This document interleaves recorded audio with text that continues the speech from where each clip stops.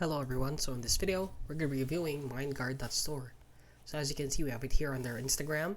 So if you actually open up their website like right here, this store does not exist here on Shopify. And basically, there isn't a lot of information about this product.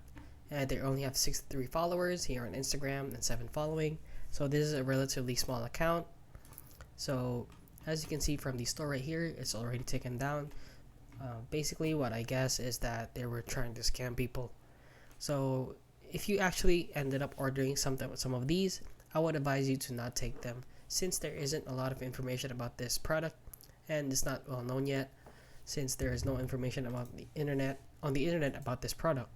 And taking this might cause different problems for your health.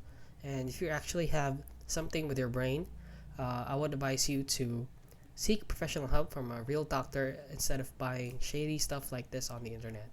And that is basically it. So if you found this video helpful, please consider liking and subscribing.